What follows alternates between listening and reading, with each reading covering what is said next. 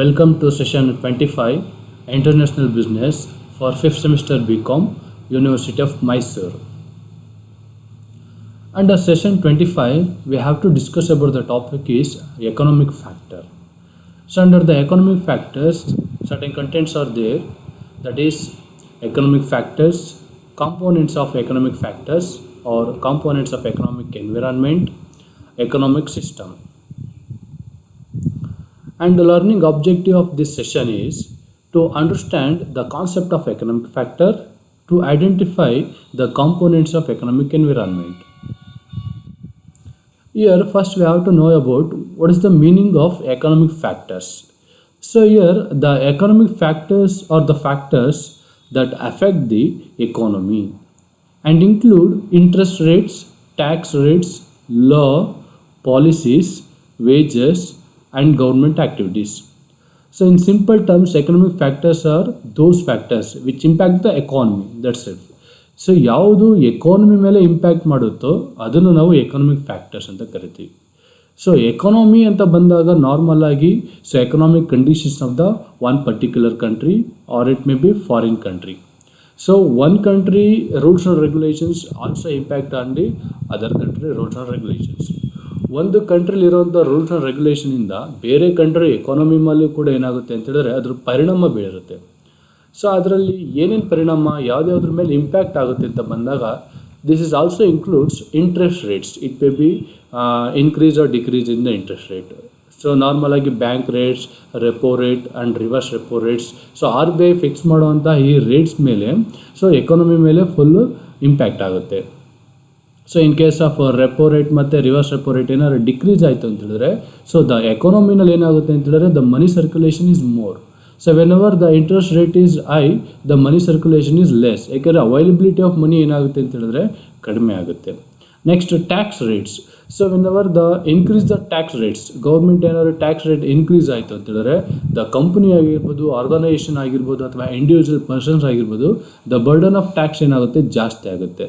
ಅದೇ tax rate ಕಡಿಮೆ ಆಯಿತು ಅಂತ ಹೇಳಿದ್ರೆ the availability of fund, availability of money individual person ಏನಾಗುತ್ತೆ ಜಾಸ್ತಿ ಇರುತ್ತೆ. ಆ್ಯಂಡ್ ಲಾ ಆಗಿರ್ಬೋದು, ಪಾಲಿಸೀಸ್ ಆಗಿರ್ಬೋದು, wages and government activities. So whatever related to economy laws, whatever related to economy the policies and wages. So ಇದೆಲ್ಲ directly impact on the economy of that particular country, economic condition of that particular country. And government activities is also one of the main important factor for economy. ಎಕಾನಮಿನಲ್ಲಿ so fluctuate ಆಗ್ತಾ ಇದೆಯಾ, increase ಆಗ್ತಾ ಇದೆಯಾ, decrease ಆಗ್ತಾ ಇದೆಯಾ, so economic conditions normal ಇದೆಯಾ, ಇದೆಲ್ಲ depend ಆಗೋದು ಕೂಡ ಗೌರ್ಮೆಂಟ್ ಆ್ಯಕ್ಟಿವಿಟೀಸು ಕೂಡ one of the main important item ಆಗುತ್ತೆ.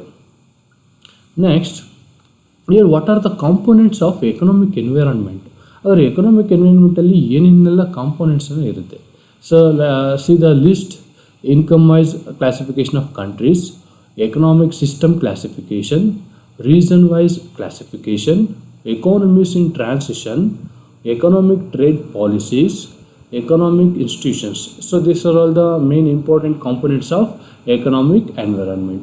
So comes under the first one, see that income wise classification of countries. So under the income wise classification of countries, we have to classify the countries. So we have to classify the countries of the globe so based on the income. So ಒಂದು ದೇಶದಲ್ಲಿ ಆಗಿರ್ಬೋದು ಅಥವಾ ಪ್ರಪಂಚದಲ್ಲಿ ಏನು ಮಾಡ್ತೀವಿ ಅಂತ ಹೇಳಿದ್ರೆ, ಒಂದು ಪ್ರಪಂಚದಲ್ಲಿ ಒಂದು ಗ್ಲೋಬಲಿ ತುಂಬಾ ಕಂಟ್ರೀಸ್ ಇರುತ್ತೆ. ಈ ಕಂಟ್ರೀಸನ್ನು ನಾವೇನು ಮಾಡ್ತೀವಿ ಅಂತ ಹೇಳಿದ್ರೆ ಸೊ ಇನ್ಕಮ್ ವೈಸ್ ಮೇಲೆ ನಾವು ಕ್ಲಾಸಿಫಿಕೇಶನ್ ಮಾಡ್ತಾ ಬರ್ತೀವಿ. So for example income wise ಅಂತ ಹೇಳಿದ್ರೆ that is the low income countries, high income countries, moderate income countries. So ಇದರಲ್ಲಿ ಏನಾಗುತ್ತೆ ಅಂತಂದರೆ several international agencies including the organisation of economic cooperation and development, that is OECD ಅಂತ ಕರಿತೀವಿ. And United States classify countries by their economic status. ಆ economic status ಮೇಲೆ ಅವರು classify ಮಾಡ್ತಾ ಬರ್ತಾರೆ. But the best known system of classification is the one recommended by the World Bank, in which 2011 economies with a population of at least 30,000 are ranked by their levels of gross national income per capita. So but world bank ಏನಾಯಿತು ಅಂತ ಹೇಳಿದ್ರೆ 211 ಎಕಾನಮೀಸ್ನ ತೊಗೊಂಡು so ಒಂದು ಏರಿಯಾದಲ್ಲಿ 30,000 people include ಮಾಡಿ, ಅಂದರೆ minimum 30,000 ಜನ people ಇರಬೇಕು. ಸೊ ಅಲ್ಲಿ ಗ್ರಾಸ್ ಅಂದರೆ ಗ್ರಾಸ್ ನ್ಯಾಷನಲ್ ಇನ್ಕಮ್ ಎಷ್ಟು ಬರುತ್ತೆ ಇದ್ರ ಬೇಸ್ ಮೇಲೆ ಅವರು ಸೆಗ್ರಿಗೇಟ್ ಮಾಡ್ತಾ ಬರ್ತಾರೆ. So these economies are then classified as, so ಅವ್ರು ಏನಂತ ಕ್ಲಾಸಿಫೈಡ್ ಮಾಡ್ತಾರೆ, ಲೋ ಇನ್ಕಮ್ ಕ್ಲಾಸಿಫಿಕೇಶನ್ ಅಂತ ಮಾಡ್ತಾರೆ. That is classified as a low income, middle income, upper middle income, high income. So there are 4 classification ಮಾಡ್ತಾರೆ. ಒಂದು low income, lower middle income, upper middle income, high income ಅಂತ ಏನು ಮಾಡ್ತಾರೆ, OECD and other high income ಕಂಟ್ರೀಸ್ಗಳೆಲ್ಲ ಸೇರಿಸಿ classify ಮಾಡ್ತಾರೆ. But normal ಆಗಿ income wise ಅಂತ ಬಂದಾಗ ನಾವೀಗ ಡೆವಲಪ್ಡ್ ಕಂಟ್ರೀಸ್ ಮತ್ತು ಡೆವಲಪಿಂಗ್ ಕಂಟ್ರೀಸ್ ಅಂತ ನಾವು ಕ್ಲಾಸಿಫೈಡ್ ಮಾಡ್ತೀವಿ. ಸೊ ಡೆವಲಪ್ಡ್ ಕಂಟ್ರೀಸ್ ಅಂತ ಹೇಳಿದ್ರೆ so the countries already developed. So ಅದರಲ್ಲಿ ಇರೋಂಥ ಎಲ್ಲ ಬೇಸಿಕ್ ಫೆಸಿಲಿಟೀಸು, ಇನ್ಫ್ರಾಸ್ಟ್ರಕ್ಚರ್ಗಳು ಸೊ ಇರೋವಂಥದ್ದು. ಸೊ ಗ್ರಾಸ್ ಡೊಮೆಸ್ಟಿಕ್ ಪ್ರಾಡಕ್ಟ್ ಆಗಿರ್ಬೋದು, ಆಮೇಲೆ ಪರ್ ಕ್ಯಾಪಿಟ ಇನ್ಕಮ್ ಆಗಿರ್ಬೋದು. ಸೊ ಅದು ಲೆವೆಲ್ ಜಾಸ್ತಿ ಇದ್ದಾಗ ಏನಾಗುತ್ತೆ ಅಂತ ಹೇಳಿದ್ರೆ ಸೊ ನಾವು ಅದನ್ನು ಡೆವಲಪ್ಡ್ ಕಂಟ್ರೀಸ್ ಅಂತ ಕರಿತೀವಿ. ಡೆವಲಪಿಂಗ್ ಕಂಟ್ರೀಸ್ ಅಂತ ಹೇಳಿದ್ರೆ still required to develop something. So it may be related to so infrastructure. So maximum preferable to infrastructure ಅಂತ ಹೇಳ್ತೀವಿ. ಸೊ ಅಂಡರ್ ದ ಡೆವಲಪಿಂಗ್ ಕಂಟ್ರೀಸ್ನಲ್ಲಿ ಏನಾಗಿರುತ್ತೆ ಅಂತ ಹೇಳಿದ್ರೆ ಸೊ ಪಾವರ್ಟಿ ಅನ್ನೋದು ಇರುತ್ತೆ, ಇನ್ಇಕ್ವಾಲಿಟಿ ಇರುತ್ತೆ, ಅನ್ಎಂಪ್ಲಾಯ್ಮೆಂಟ್ ಅನ್ನೋದು ಜಾಸ್ತಿ ಇರುತ್ತೆ. But comes under the developed countries ಇದೆಲ್ಲ ಏನಾಗಿರುತ್ತೆ ಅಂತ ಹೇಳಿದ್ರೆ ಸೊ ಇಲ್ಲಿ ಪಾವರ್ಟಿ ಅನ್ನೋದು ತುಂಬಾ ಕಡಿಮೆ ಇರುತ್ತೆ, ಈಕ್ವಾಲಿಟಿ ಇರುತ್ತೆ, ಎಂಪ್ಲಾಯ್ಮೆಂಟ್ ಆಪರ್ಚುನಿಟೀಸ್ ತುಂಬಾ ಇರುತ್ತೆ, ಆ್ಯಂಡ್ ಹೆಲ್ತ್ ಇನ್ಫಾರ್ಮೇಷನ್ ಆಗಿರ್ಬೋದು, ಹೌಸಿಂಗ್ ಬಗ್ಗೆ ಆಗಿರ್ಬೋದು, ಎಜುಕೇಷನ್ ಬಗ್ಗೆ ಆಗಿರ್ಬೋದು, ಫುಡ್ ಟು ಎವ್ರಿ ಸಿಟಿಜನ್ಸ್ ಆಗಿರ್ಬೋದು. ಸೊ ಇದೆಲ್ಲ ಬೇಸಿಕ್ ಇನ್ಫ್ರಾಸ್ಟ್ರಕ್ಚರ್ ಏನಾಗ್ತಾ ಇರುತ್ತೆ ಡೆವಲಪ್ಡ್ ಕಂಟ್ರೀಸ್ನಲ್ಲಿ ಅವೈಲಬಿಲಿಟಿ ಚೆನ್ನಾಗಿರುತ್ತೆ. ಸೊ ನಾರ್ಮಲ್ ಆಗಿ ಡೆವಲಪ್ಡ್ ಕಂಟ್ರೀಸ್ ಮತ್ತು ಡೆವಲಪಿಂಗ್ ಕಂಟ್ರೀಸ್ ಅಂತ ಕರಿತೀವಿ. ಬಟ್ ಕಮ್ಸ್ ಅಂಡರ್ ದ ಕೆಲವೊಂದು OECD ಮತ್ತು ಯುನೈಟೆಡ್ ನೇಷನ್ಸ್ ಪ್ರಕಾರ ಏನಾಗುತ್ತೆ ಅಂತ ಹೇಳಿದ್ರೆ lower income countries, middle income countries, upper middle income ಮತ್ತು ಹೈಯರ್ ಇನ್ಕಮ್ ಅಂತ ಕ್ಲಾಸಿಫಿಕೇಷನನ್ನು ಮಾಡ್ತಾರೆ. Next comes under the economic system classification. So under the economic system classification, here the economic system is classified as 3 types. The first thing is a capitalism, and then communism, or it may be a socialistic, and third one is a mixed economy. So ಈ ಮೂರು ವೇನಲ್ಲಿ ಏನು ಮಾಡ್ತೀವಿ ಅಂತ ಹೇಳಿದ್ರೆ ನಾವು classification ಮಾಡ್ತೀವಿ. So ಇದ್ರ ಬಗ್ಗೆ ನೆಕ್ಸ್ಟ್ ಸ್ಲೈಡ್ ಡಿಸ್ಕಸ್ ಮಾಡೋಣ. The next thing is reason wise classifications. So we also classified, that is a region wise classification. So under the region wise classification, so region-wise classifications are so East Asia and Pacific, Europe, under the Europe, so East and Central Europe and Central Asia ಅಂತ ಕರಿತೀವಿ, Latin America and the Caribbean, Middle East and North Africa, South Asia, Sub-Saharan Africa, high-income countries which are widely scattered. So normally these designations are important to international business, which tend to organize their activities along geographical lines. For example, now IBM has its operation in Africa, America, Asia Pacific, Europe and the Middle East ಅಂತ ಹೇಳ್ತಾರೆ. So that's why the managers can use the data compiled and disclosed by the World Bank to discover trends in key markets. So investors too can use the data to analyze where potential growth and risk exist in the regions where their firm operate. So this is the main region wise classification ಅಂತ ಕರಿತೀವಿ. The next one is economies in transition. So under the economic transition is nothing but during the past 2 decades, many countries with command economy orientation have been remaking themselves to emerge as market-friendly economies. This process is called the economic transition. It involves changing a country's fundamental economic organization and creating entirely new market institutions. So that means some countries ಏನಾಗ್ತಾಯಿದೆ ಅಂತ ಹೇಳಿದ್ರೆ that should be ಚೇಂಜನ್ನು ಬದಲಾವಣೆಯನ್ನು ಅನುಭವಿಸ್ತಾ ಇದೆ. So ಏನರಲ್ಲಿ ಎಕಾನಮಿನಲ್ಲಿ ಏನೇನು changes ಮಾಡಬೇಕು ಅಂತ. Some countries tend to make transition further than others, but the process typically involves 5 reforms measures. So 5 reforms ಮೆಜರ್ನ ಬೇಸಾಗಿ ಇಟ್ಕೊಂಡು ಏನು ಮಾಡ್ತೀವಿ ಅಂತ ಹೇಳಿದ್ರೆ ನಾವಿಲ್ಲಿ ಟ್ರಾನ್ಸಿಷನ್ ಬದಲಾವಣೆ ಏನಾಗ್ತಾ ಇದೆ, ಪರಿವರ್ತನೆ ಏನಾಗ್ತಾ ಇದೆ ಅಂತ ನೋಡ್ತೀವಿ.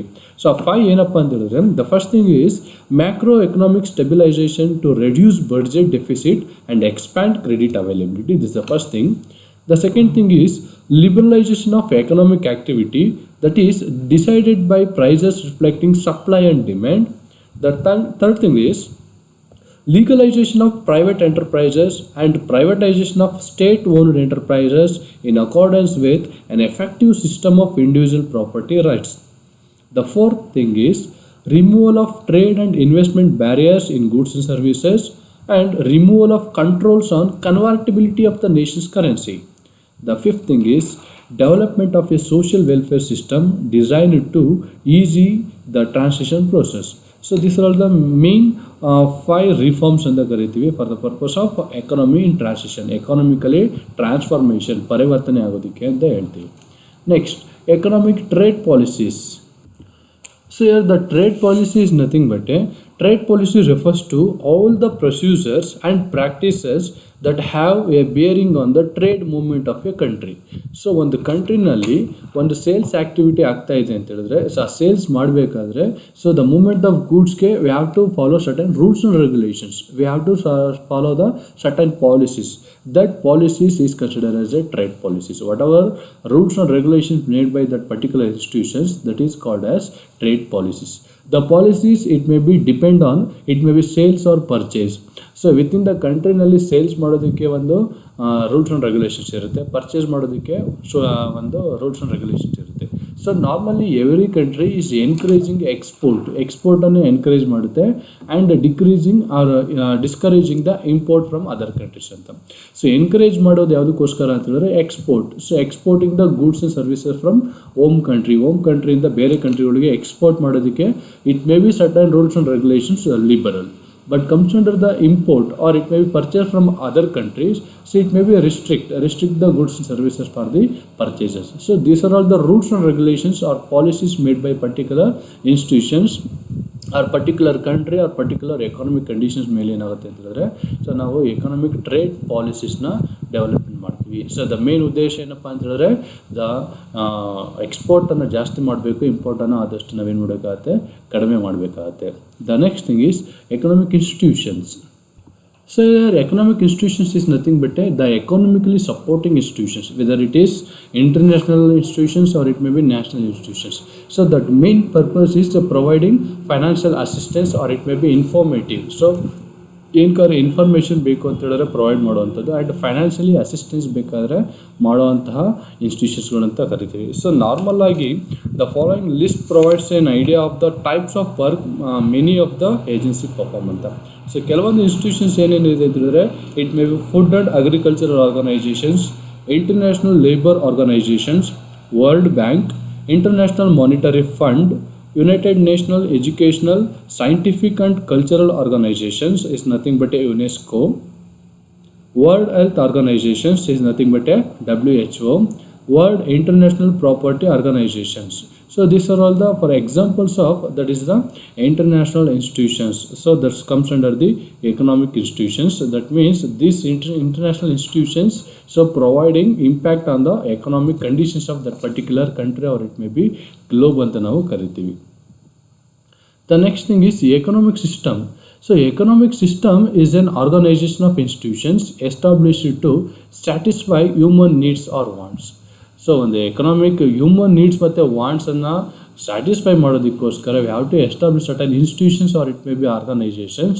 So the system is consider as a economic system. So here there are three types of economic systems are there. The first thing is capitalistic economic system. There is nothing but a capitalism, and communistic economic system is nothing but a communism. The third thing is a mixed economic system. So here the capital economic system. Okay, in a market economy, the capitalistic economic system or capitalism, it also called as a market economy ಅಂತನೂ ಕರಿತೀವಿ.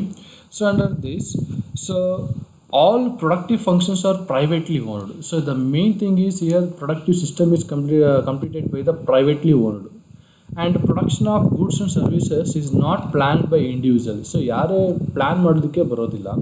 Rather production is determined by the interaction of supply and demand force. So whether it is price ಜಾಸ್ತಿ ಆಗ್ತಾ ಇದೆ, price ಕಡಿಮೆ ಆಗ್ತಾ ಇದೆಯಾ, what is the reason is whether to produce more or less depends on the price factor.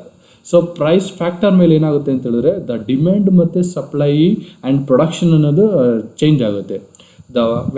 The example is if demand for a product exceeds supply. So demand ಜಾಸ್ತಿ ಇದ್ದು supply ಕಡಿಮೆ ಇದ್ದಾಗ the price tends to rise prompting production to produce more. ಅವಾಗ ಏನಾಗುತ್ತೆ, demand ಜಾಸ್ತಿ ಇದೆ supply ಕಡಿಮೆ ಇದ್ದಾಗ ದಟ್ ಇಂಡಿಕೇಟ್ ಪ್ರೊಡ್ಯೂಸ್ ಮೋರ್. ನೀವು ಜಾಸ್ತಿ ಇನ್ನೂ ಪ್ರೊಡಕ್ಷನ್ ಮಾಡಿ, ಯಾಕೆಂದರೆ ಸಪ್ಲೈ ಕಡಿಮೆ ಆಗ್ತಾ ಇದೆ, ಡಿಮ್ಯಾಂಡ್ ಜಾಸ್ತಿ ಇದೆ ಅಂತ ಇಂಪ್ಯಾಕ್ಟ್ ಮಾಡುತ್ತೆ. If supply exceeds demand, supply ಜಾಸ್ತಿ ಇದೆ, ಡಿಮ್ಯಾಂಡ್ ಕಡಿಮೆ ಇದೆ ಅಂತ ಹೇಳಿದ್ರೆ definitely the price will fall. Price ಏನಾಗುತ್ತೆ ಅಂದರೆ ಆಟೋಮೆಟಿಕ್ಕಾಗಿ ಕಡಿಮೆ ಆಗುತ್ತೆ. ಯಾಕೆಂತ ಹೇಳಿದ್ರೆ ಸೊ ಮಾರ್ಕೆಟಲ್ಲಿ ನಿಮ್ಗೆ ಬೇಕಾಗಿರೋ ಪ್ರಾಡಕ್ಟ್ಗಿಂತ ಜಾಸ್ತಿ ಸಪ್ಲೈ ಇದೆ, ಡಿಮ್ಯಾಂಡ್ಗಿಂತ ಸಪ್ಲೈ ಜಾಸ್ತಿ ಇದ್ದಾಗ ಪ್ರೈಸ್ ಫಾಲ್ ಆಗುತ್ತೆ. That signalling the producers to produce less. ಅದೇನಾಗುತ್ತೆ, ನೆಕ್ಸ್ಟ್ ಪ್ರೊಡ್ಯೂಸರ್ಸ್ಗೆ ಜಾಸ್ತಿ ಪ್ರೊಡ್ಯೂಸ್ ಮಾಡಬೇಡಿ, ಕಡಿಮೆ ಪ್ರೊಡ್ಯೂಸ್ ಮಾಡಿ ಅಂತ ಇಂಡಿಕೇಟ್ ಮಾಡುತ್ತೆ. In a market economy is nothing but a capitalistic ಎಕಾನಮಿನಲ್ಲಿ consumers are sovereign. Consumers is the one of the important. So ಅವನೇ ನಾವು ಕಿಂಗ್ ಅಂತ ನಾವೇನು ಮಾಡ್ತೀವಿ ಇಲ್ಲಿ ಕರಿತೀವಿ. So here the consumer decides what the producer should produce and supply. ಯಾವ producer produce ಮಾಡಬೇಕು, ಸಪ್ಲೈ ಮಾಡಬೇಕು ಅಂತ ಕನ್ಸ್ಯೂಮರ್ ಡಿಸೈಡ್ ಮಾಡ್ತಾನೆ. Because the consumer wants fulfil ಮಾಡೋದು ಸೊ ಈ ಸಿಸ್ಟಮ್ದ ಮೇನ್ ಇಂಟೆನ್ಷನ್ ಆಗಿರುತ್ತೆ. So that's why under the ಕ್ಯಾಪಿಟಲಿಸಮಲ್ಲಿ ಏನಾಗುತ್ತೆ, ದ ಪ್ರೈವೇಟ್ ಎಂಟಿಟಿ ಅನ್ನೋದು ಒಂದು ಇಂಪಾರ್ಟೆಂಟ್ ಆಗಿರುತ್ತೆ. The next thing is communistic economic system is also called as communism. in ಕೆಲವು ಟೆನ್ಸಲ್ಲಿ ನಾವು ಇದನ್ನು ಕಮಾಂಡ್ ಎಕಾನಮಿ ಅಂತ ಕೂಡ ಕರಿತೀವಿ. So here communism economic system ಅಂತ ಬಂದಾಗ it's also called as socialism. ಕಮ್ಯುನಿಕ್ ಸಿಸ್ಟಮ್ ನಾವು ಇಲ್ಲಿ ಸೋಷಿಯಲಿಸಮ್ ಅಂತಲೂ ಕೂಡ ಕರಿತೀವಿ. So here in a command economy planning is a must and this should be related to planning. So plan based ಆಗಿರುತ್ತೆ. Decision relating to all economic activities. Decision should be taken by the certain person. So what to produce, how to produce are determined by economy. So economy ಮೇಲೆ ಏನಾಗುತ್ತೆ, decision ಅನ್ನು ನಿಂತಿರುತ್ತೆ. A central government plan. So ಇದೆಲ್ಲ ಏನಾಗಿರುತ್ತೆ ಅಂದರೆ government system under the ಕಮ್ಯುನಿಸ್ಟಿಕಲ್ಲಿ ಏನಾಗಿರುತ್ತೆ, communistic economic system or it may be communism or it may be command economy ಅಂತ ಕೂಡ ಕರಿತೀವಿ. This should be decided by the government. That means the ownership is transferred to government or it may be the decision should be taken by the government ಅಂತ ಹೇಳ್ತೀವಿ. In fact, in a pure command economy, the tools of productions are organized, managed and owned by the government with the benefit accruing to the public. So the main intention is the public ಗೆ ನಾವು benefit ಕೊಡಬೇಕು ಅನ್ನೋದಕ್ಕೋಸ್ಕರ whatever decision that should be taken by the government ಮಾತ್ರ ಅಂತ ಹೇಳ್ತೀವಿ. So the third thing is a mixed economic system. So the mixed economic system ಅಂತ ಹೇಳಿದ್ರೆ there is a combination of capitalistic ಮತ್ತು communistic. ಅಂದರೆ private ಮತ್ತು government ಎರಡೂ ಕೂಡ ಮಿಕ್ಸ್ಡ್ ಜಾಯಿನ್ ಆಗಿ ಮಾಡೋವಂಥದ್ದು ನಾವು ಏನಂತ ಕರಿತೀವಿ, ಮಿಕ್ಸ್ಡ್ ಎಕನಾಮಿಕ್ ಸಿಸ್ಟಮ್ ಅಂತ ಕರಿತೀವಿ. So this falls mid way between a market economy and a command economy. So market economy is nothing but a capitalistic economy and a command economy is nothing but a communistic economic system. So largely followed in France. Normally the mixed economy is followed by the France, India, Italy and Sweden. Mixed economies admit existence of private sector along with government ownership. Here the private sectors irutte and in the government sectors irutte. There is a combination of private sectors and in the government factors. That is called as a mixed economic system anta karitivi. So these are all the source of reference. You can refer through these textbooks. Thank you.